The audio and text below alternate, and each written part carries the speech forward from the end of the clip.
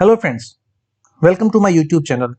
Friends, ये GS2 lecture series का 11th lecture है, 11वां लेक्चर है।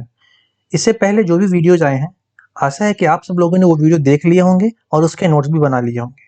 अगर नहीं बनाया है, नहीं देखा है, तो प्लीज़ एक बार जाओ, सारे वीडियोज देखो और उसके नोट्स बना लो।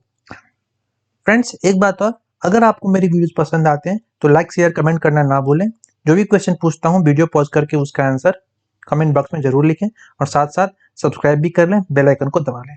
फ्रेंड्स, आज का जो टॉपिक है वो है पब्लिक इंटरेस्ट लिटिगेशन। इससे पहले कि मैं पब्लिक इंटरेस्ट लिटिगेशन की चर्चा करूं, मैं आप लोगों से एक बात बताना चाहता हूं कि पब्लिक इंटरेस्ट लिटिगेशन जो ये मुद्दा आता है, ये मैंने पिछले क्लास में इसकी चर्चा की थी, जब मैं ये बता रहा था कि जुडिशियल एक्टिविज्म के जो मेथड्स होते हैं उसमें जुडिशियल रिव्यू, PIL यानी पब्लिक इंटरेस्ट लिटिगेशन और एक्सपेंडेड इंटरप्रिटेशन ऑफ कॉन्स्टिट्यूशन, ये 3 मेथड मैंने आपको जुडिशियल एक्टिविज्म के बताए थे। तो अब चूंकि इसका पार्ट है PIL, तो उसके बारे में हम लोग इसीलिए थोड़ा सा डिटेल में जानेंगे। इसके बारे में आप थोड़ा सा अच्छे से लक्ष्मीकांत की बुक में भी पढ़ सकते हैं। फ्रेंड्स, PIL को समझने से पहले मैं आप लोगों से एक क्वेश्चन पूछूंगा। अगर आपने कहीं थोड़ा सा भी ये पढ़ा होगा, क्या कहते हैं, M लक्ष्मीकांत की बुक, तो वहां पे आप ये चीज आराम से इसका आंसर दे पाएंगे। मुझे आप कमेंट बॉक्स में ये लिख के बताइए कि जस्टिस PN भगवती, ठीक है, जस्टिस PN भगवती, ये ये जो है इनका PIL से क्या रिलेशन है, ठीक है, ये चीज आप कमेंट बॉक्स में जरूर लिखिएगा। फ्रेंड्स, पब्लिक इंटरेस्ट लिटिगेशन क्या होता है? देखिए, कोई व्यक्ति है जो कोर्ट तक पहुंच पाने में असमर्थ है, शारीरिक रूप से, मानसिक रूप से, आर्थिक रूप से, किसी भी तरीके से अगर वो असमर्थ है, ठीक है, चाहे जानकारी के अभाव में भी असमर्थ है, तो उसके बिहाफ पे कोई दूसरा व्यक्ति अगर केस फाइल कर देता है तो वही है पब्लिक इंटरेस्ट लिटिगेशन। आप अपने केस भी फाइल कर सकते हैं, लेकिन कोई भी मेंबर जो पब्लिक क्या कहते हैं इंटरेस्ट में कोई लिटिगेशन फाइल करता है, वो है public interest litigation. Layman language में इतना समझ लीजिए। अब मैं यहाँ पे क्या लिखता हूँ वो देखिए कि any member of public can initiate a legal proceeding on behalf of aggrieved person, specially to the person who is unable to move the court, who is unable to move the court. ये इसका basic definition है, आप इसको आराम से लिख सकते हैं एग्जाम में, ठीक है। चलिए, अगला जो इसका टॉपिक है वो कहते हैं कि what is the importance of it. अब इम्पोर्टेंस क्या है? सबसे पहले कि ये एक्सेसिबिलिटी लेके आती है, जिसको एक्सेसिबल नहीं है कोर्ट, उसके लिए भी एक्सेसिबिलिटी लेके आती है। डेमोक्रेटाइज करती है जुडिशरी को, जुडिशरी का जो रियल मीनिंग है डेमोक्रेसी के सेंस में, उसको बनाए रखती है ना। It is powerful tool for the vigilant citizen to raise the concern about the injustice, है ना। कहीं पे इनजस्टिस हो रहा है तो किसी के बिहाफ में कोई भी क्या कहते हैं फाइल कर सकता है, तो एक तरीके से ये एक टूल है विजिलेंट सिटीजन्स के लिए। और क्या है, it is inexpensive way of legal remedy, ज्यादा पैसा इसमें खर्च नहीं होता है, ठीक है, तो ये इनएक्सपेंसिव वे है ताकि लीगल रेमेडी मिल सके, ठीक है। It gives voice to the disadvantage section, मैंने इसके बारे में बात की ही हुई है अभी, ठीक है। It feels legislative void. अब ये देखिए क्या कहता है, लेजिस्लेटिव वॉइड का मतलब ये होता है कि सपोज कीजिए कि लेजिस्लेशन को कोई वर्क करना है, मतलब कोई जजमेंट उसने पास किया है और वहां से क्या कहते हैं वहां से वो चीज होने वाला है, मतलब लोक सामान्य अ, लोक सामान्य जो हैं उनको उस चीज का फायदा होना चाहिए। जुडिशरी ने कह दिया, ठीक है, जुडिशरी ने कह दिया, लेकिन उसका सही सही तरीके से उसको क्या कहते हैं मतलब सही तरीके से उसका पालन नहीं हो रहा है। एक चीज ये हो गया, तो ये लेजिस्लेटिव वाइड हो गया, मतलब जुडिशरी ने कह दिया, लेजिस्लेटिव ने कह दिया, लेकिन जो भी काम हो रहा है उसमें डिस्क्रिपेंसीज हो रही है, तो उसके बारे में भी हम लोग क्या कर सकते हैं, केस फाइल कर सकते हैं। तो जितना भी किसी भी तरीके का गैप क्रिएट हो रहा है, ठीक है, लोकतंत्र के जो पिलर्स हैं उनके बीच में, तो उसको भी ये भरने का काम करता है PIL, ठीक है। और क्या है, it places faith in democracy and judiciary. सीधी सी बात है, अगर किसी को न्याय मिलेगा तो जुडिशरी और डेमोक्रेसी पे फेथ अपने आप ही बढ़ता चला जाएगा।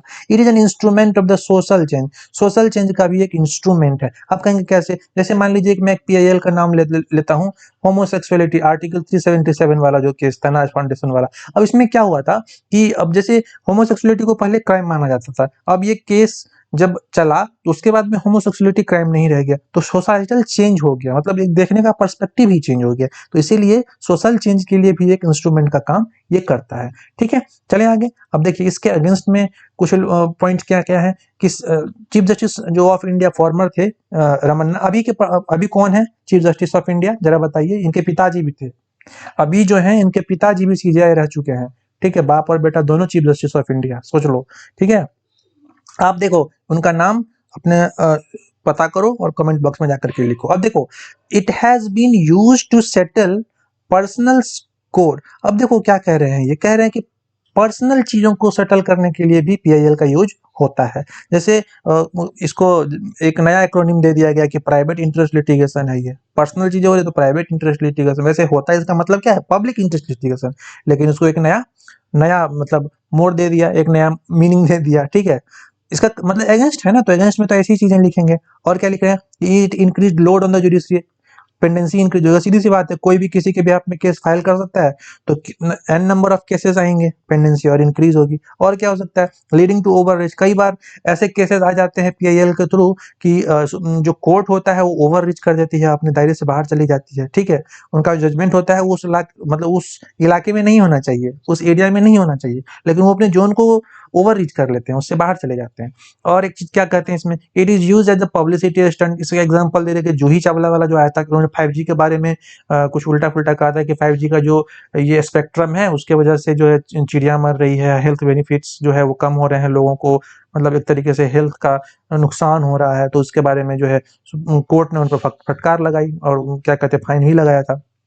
ठीक है, एक चीज और क्या कहते हैं इसके बारे में कि पर्सनल वेंडेटा को मतलब सेटल करने के लिए भी ये चीज यूज हो जाता है। पर्सनल वेंडेटा मतलब समझते हैं ना, आपसी रंजिश जो होती है ना, वो हो जाता है पर्सनल वेंडेटा। ठीक है, आगे चलें। चलिए आगे क्या है, मैंने आपको कहा कि इंडिपेंडेंट जो इंपॉर्टेंट केसेस हैं उसके बारे में समझना आपको बहुत ज्यादा जरूरी है। देखिए पहला केस है Sheela versus state of Maharashtra. तो Sheela versus state of Maharashtra में क्या हुआ था, ये एक इशूज था custodial violence against the women prison. अब क्या आ गया, वुमन इन प्रिजन जो भी है उनका वायलेंस, उनके साथ वायलेंस हो रहा है कस्टडी में भी। ठीक है, उनके साथ दुर्व्यवहार किया जा रहा है।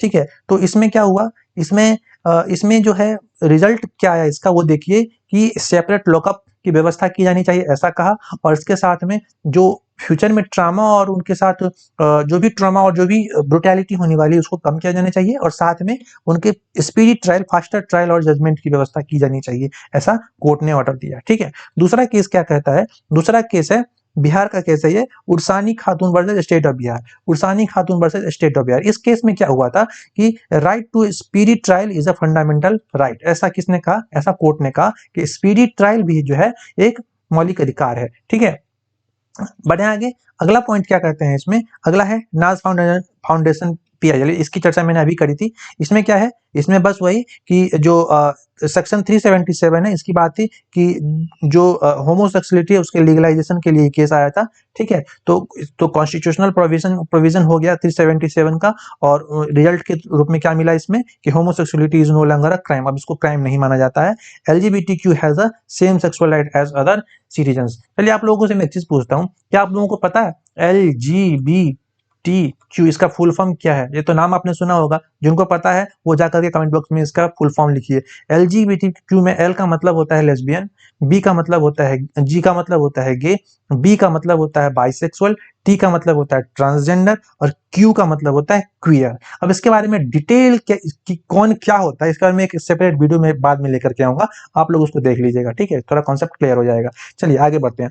चौथा पॉइंट क्या है कि ये जो चौथा पॉइंट है इसमें कहते हैं कि PIL move by 3 toddlers aged between 3 to 14 months who through their parents urged the court to completely ban on the bursting of the firecrackers in the Delhi NCR। मतलब 3 से 14 महीने के दो बच्चे के बिहाफ पे उनके पिता ने जो है वो पेरेंट्स ने क्या किया था, एक केस फाइल किया था, पीआईएल फाइल किया था, जिसमें कंप्लीटली बैन करने के लिए कहा गया था कि इसको फायर क्रैकर्स के बस्टिंग को कहाँ पे, दिल्ली और एनसीआर में। तो इसका रिजल्ट क्या हुआ, इसका रिजल्ट ये हुआ कि सेल और स्टॉकिंग जो फायर क्रैकर का होता है उस पर बैन लगा दिया गया, और जिनको पहले से लाइसेंस दिया गया था उसका लाइसेंस को सस्पेंड कर दिया गया। ठीक है, तो अब देखिए बच्चे के बिहाफ पे पिता ने किया, माता ने किया, और उसका भी रिजल्ट आया, तो फायदा किसको हो रहा है, बच्चे को भी हो रहा है, तो सांस तो वो भी लेगा ना। समझ रहे हैं मेरी बात को? तो इस तरीके से कोई किसी के बिहाफ पे जो है केस फाइल कर सकता है। चलें आगे, अगला जो इसमें पॉइंट है, ये पॉइंट कहते हैं कि MC Mehta versus union of India, ये भी एक केस था पीआईएल वाला, ठीक है। इसमें क्या था, ये पोल्यूशन इन गंगा के रिगार्डिंग ये केस जो है, ये केस कब का है, 1988 का केस है, ठीक है। इसको ध्यान से देखिए, इसमें क्या कहते हैं कि untreated sewage disposal into Ganga from Kanpur tanneries, और कानपुर में जो चर्म शोधक कारखाना है, जहाँ पे चमड़ा का शोधन किया जाता है, टैनिंग किया जाता है, उनका जो पानी वगैरह निकलता है और जो वेस्ट प्रोडक्ट निकलता है, उसको बिना प्यूरिफाई किए डायरेक्ट गंगा में बहा दिया जा रहा है। तो इसके अगेंस्ट में 1988 में एमसी मेहता ने केस फाइल किया था, मतलब पीआईएल फाइल किया था यूनियन ऑफ, क्या कहते हैं, कोर्ट में वहां पे, ठीक है। तो इस तरीके से, तो इसका रिजल्ट क्या आया, resulted in straight order against, क्या कहा था, मथुरा रिफाइनरीज। मथुरा रिफाइनरी के अगेंस्ट भी इसमें क्या आया था, एक ऑर्डर आया था for polluting the ambient air around the Taj Mahal.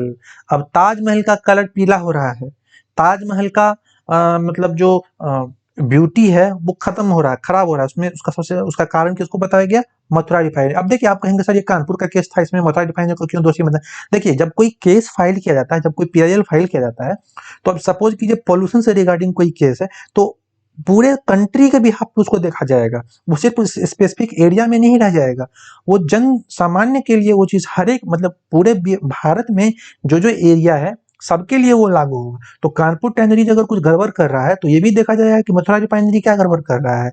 या फिर अगर आप चले जाइए, वेदांता ग्रुप वालों ने जो गड़बड़ किया था वो भी हो गया पोल्यूशन वाला मुद्दा। आप लोगों ने ध्यान से देखा होगा, कई ऐसे केस आए हैं जिस केस का जो मतलब जजमेंट होता है, वो आने वाले केस में एज ए बेस काम करता है, उसके बेस के रूप में अगले केस का जो है निर्धारण होता है कि यह केस किस तरीके से आगे बढ़ेगा, ठीक है। समझ में आया बात? चलिए, हमारे यहाँ डॉगी बहुत भूखते हैं, ठीक है, ध्यान, तो उसको ध्यान मत दीजिए, आगे बढ़ते हैं। चलिए, अब ये लास्ट टॉपिक इसका क्या आ गया है कि सुप्रीम कोर्ट का कुछ डायरेक्शन आया था, एक केस आया था जिस केस का नाम था बलवंत सिंह चौफाल जजमेंट, ठीक है, बलवंत सिंह चौफाल जजमेंट। इसमें क्या हुआ था, सुप्रीम कोर्ट ने 8 डायरेक्शन दिए थे। ये 8 डायरेक्शन क्या क्या थे उसके बारे में हम लोग पढ़ेंगे। ये 8 डायरेक्शन किसके लिए थे, to help constitutional court to separate genuine FIR and PIL. दो तरह की चीजें, जो एफआईआर जेन्यून है और जो पब्लिक इंटरेस्ट लिस्टिगेशन है, दोनों को सेपरेट किया जाना चाहिए। तो इसके बिहाफ पे उन्होंने 8 अलग अलग डायरेक्शन दिए थे। पहला जो डायरेक्शन दिया था उसमें उन्होंने कहा था कि every high court should form rules to encourage bona fide PILs and curb the motive ones, मतलब मोटिवेटेड वंस जो है उसको कर्व कीजिए, जो बोनाफाइड है उसके लिए थोड़ा सा उसको इनकरेज कीजिए, ठीक है। उसके लिए क्या कीजिए, रूल्स एंड रेगुलेशन को थोड़ा सा बनाइए। दूसरा कहा कि verifying the credential of petitions before क्या कहते हैं, इंटरटेनिंग द प्ली, किसी भी प्ली को इंटरटेन करने से पहले उस पेटिशन के क्रेडेंशियल को चेक कर लीजिए कि वो सच में ऐसा बात है कि फालतू का केस फाइल कर दिया है, ठीक है। तीसरा इन्होंने कहा कि checking the correctness of the content, मतलब कोई भी कंटेंट, जो भी एफआईआर, जो भी पीआईएल जो दायर किया गया है, उस पीआईएल में कितनी प्रतिशत सत्यता है, कितना करेक्ट है, वो उसकी भी जांच होनी चाहिए। चौथा उन्होंने क्या कहा कि checking whether it is serving the cause which is raised in larger public interest, gravity and urgency. उन्होंने ये कहा कि कोई भी चीज अगर फाइल किया गया है तो क्या वो सच में लार्जर पब्लिक इंटरेस्ट को सर्व कर रहा है, क्या वो ग्रेव सिचुएशन है, क्या अर्जेंसी है उस सिचुएशन की, ये सब चेक किया जाना जरूरी है। पांचवा उन्होंने पॉइंट कहा कि checking whether there is no personal gain और motive out of this PIL, मतलब इस पीआईएल, जो भी पीआईएल फाइल किया गया है उसमें ये देखा जाना जरूरी है कि उसमें कोई पर्सनल गेन ना हो और कोई पर्सनल मोटिव ना हो, एक वाइडर पर्सपेक्टिव के लिए वो मतलब फ्रूटफुल होना चाहिए, ऐसा क्या कहा है, एक डायरेक्शन सुप्रीम कोर्ट ने दिया है। छठा नंबर डायरेक्शन में कहते हैं कि it should be ensured that it aims to redressal a genuine public harm and injury, जो भी पब्लिक का जेन्युइनली अगर कोई हार्म और इंजरी हुआ है तो उसका रिड्रेसल भी होना जरूरी है, ठीक है, इसका एम होना चाहिए ऐसा। 7 नंबर में कहते हैं कि imposing exemplary cost on frivolous PIL, अगर कोई ऐसा पीआईएल है जो मतलब फ्रिवोलस है, फ्रिवोलस मतलब तुच्छ है, ऐसा है कि जो मतलब पब्लिक इंपॉर्टेंस के लिए नहीं है, पर्सनल गेन के लिए है या फिर पब्लिसिटी स्टंट के लिए है। जैसे क्या कहते हैं जूही चावला वाला मुद्दा एक मैंने आपको एग्जांपल दे दिया। तो इसमें क्या कीजिए, इसमें जो है वो थोड़ा सा उस पे ये भी दीजिए, मतलब उसको इम्पोज कीजिए, फाइन इम्पोज कीजिए उस पे। तो जूही चावला को भी शायद 5 लाख रुपए का फाइन लग गया था। ठीक है, आप देखिएगा इस केस को, केस का जो डिटेल है उसको देखिएगा एक बार। ठीक है, अगला कहते हैं कि the registrar general of high court must ensure that they will receive a copy of rules must be sent to the secretary general of the supreme court immediately after receiving a copy of the rule। मतलब ये कहते हैं कि जो supreme court general of registrar है उसको ये ensure करना चाहिए कि जो एक कॉपी है वो फटाफट से secretary general of supreme court को इमीडिएटली भेज देना चाहिए, जैसे उनको रूल्स की कॉपी मिलती है। तो ठीक है, तो इस तरीके से ये सारा आप मुद्दा समझ गए होंगे। अब देखिए इसमें मैं कंक्लूजन वगैरह आपको नहीं दिखा रहा हूँ अभी जानबूझ के। अब आप कंक्लूजन जितना मैंने आपको पिछला लेक्चर पढ़ाया है उसी का यूज कीजिए। अब इसमें पीआईएल में क्या आप कंक्लूजन में लिख सकते हैं, अगर मैं आपको एक शॉर्ट एग्जाम्पल दे दूं, सपोज कीजिए आपको इसमें एग्जाम्पल में लिखना हो व्हाट इज सॉरी क्या उसका कंक्लूजन में लिखना हो, तो आप क्या लिख सकते हैं। पिछला मैंने एक बताया था आपको, जैसे यतो धर्म ततो जया, तो उसकी बात कर दीजिएगा कि सुप्रीम कोर्ट का ये जो है मोटो है यतो धर्म ततो जया, इसको ट्रू सेंस में यूज किया जाना चाहिए, न कि फ्रिवोलस पीआईएल करके जो है पेंडेंसी को बढ़ाया जाना चाहिए। ऐसा नहीं करना चाहिए ताकि हमारे जो रिसोर्सेज है उसका ऑप्टिमम यूज हो सके। यही सब वर्ड आपको यूज करना है। ठीक है, तो आज के लेक्चर में इतना ही। ठीक है, आप लोगों को एक लेक्चर अच्छा लगा होगा ऐसी आशा है। तो प्लीज लाइक शेयर कमेंट कर दीजिएगा, सब्सक्राइब भी कर ही दीजिएगा। और एक चीज और, मेरा एक टेलीग्राम ग्रुप क्रिएट किया गया है, जो इस चैनल का नाम है वही चैनल का नाम अपने टेलीग्राम पे जाकर के लिखिए, सर्च कीजिए और उसको ज्वाइन कर लीजिए। ठीक है, तो आज के लिए इतना ही। टेक केयर, बहुत बहुत ख्याल रखिएगा अपना। Bye bye.